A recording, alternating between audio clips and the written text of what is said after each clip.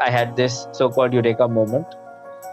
And thereafter, it took me a good 2.5 years to solve the related technical problems, actually. I said, I have faith in Panini and his abilities.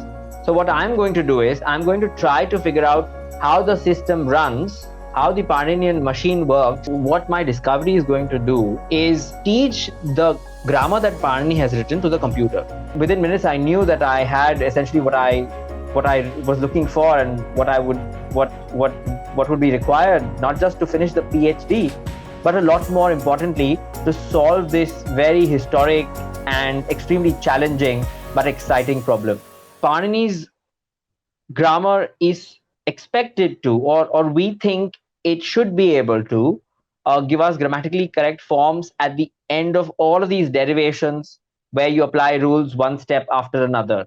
You start with a base and an affix, and then you should automatically get the grammatically correct answer.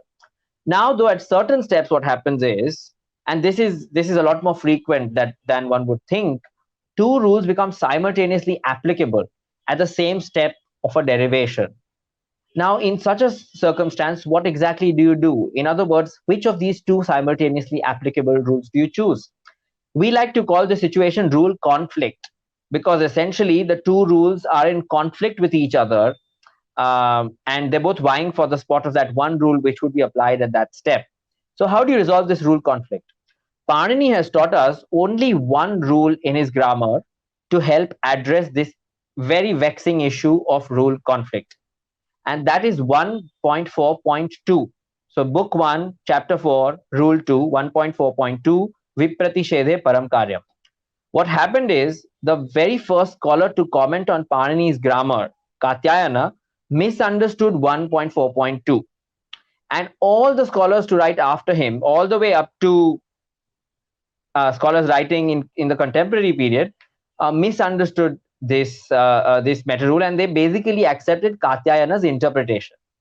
What that would do is, of course, using that interpretation of 1.4.2, if you attempted to resolve these so-called rule conflicts, you would often end up getting grammatically incorrect forms at the end of the derivation.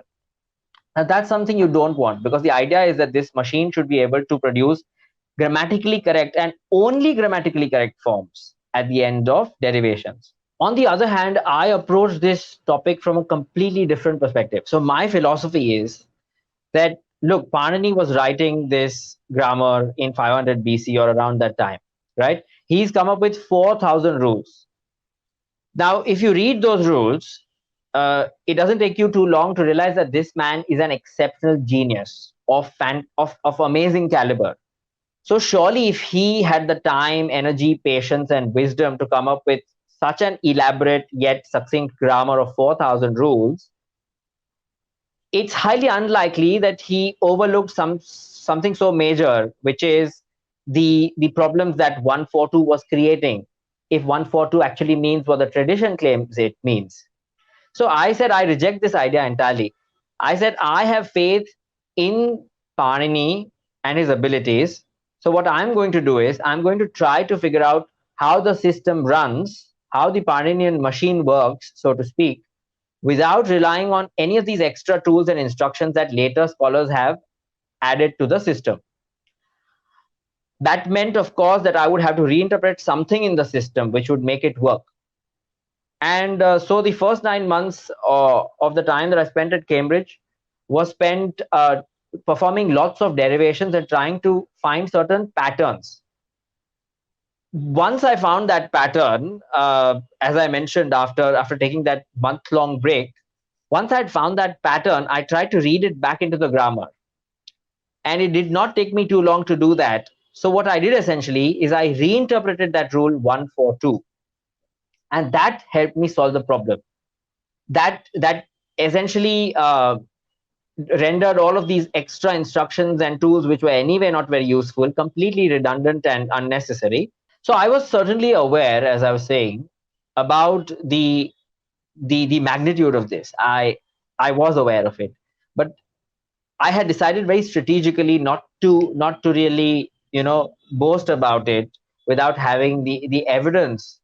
So I decided that I would use the remaining period of my PhD to gather lots of evidence and to present a very full-fledged, robust, and circumspective thesis, which is precisely what I did. So I started my PhD at Cambridge, hoping to be able to solve this problem. So that was the goal right from the beginning. The first 9 months that I spent working on this problem, I was able to find absolutely nothing. So I did not make any headway whatsoever. Thereafter, I decided that it was best for me, because it was summertime, to just take a break, sort of extract myself from the thick of the problem, if you will, and spend some time doing other things, swimming, cycling, cooking, meditating, praying. These are the things that I enjoy, spending time with my friends at Cambridge. So that's precisely what I did. I was hoping that this would help me sort of refuel, as it were, but also more importantly, to be able to go back to the subject when I did, and look at it from a fresh perspective, through a new prism, if you will. But even when that 1 month came to an end, I wasn't really keen on going back, but I had to. And so I did. And I walk into the room. I've got loads of books, of course, stacked up on my table. And I pick the notebook from the top of the stack. I start flipping its pages. And within minutes, the patterns emerge. So basically, within minutes, I knew that I had essentially what I was looking for, and what would be required, not just to finish the PhD, but a lot more importantly, to solve this very historic and extremely challenging but exciting problem.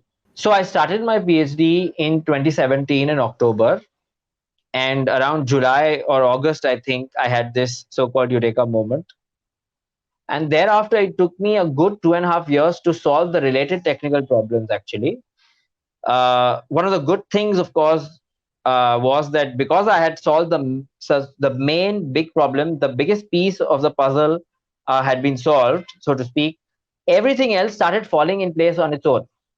But there were certain things that actually took me very many months to realize. And so only, I think, in February of 2021 did I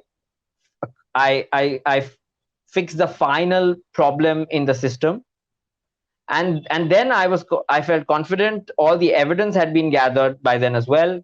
So I started writing, and I submitted my thesis around July, I think, of 2021.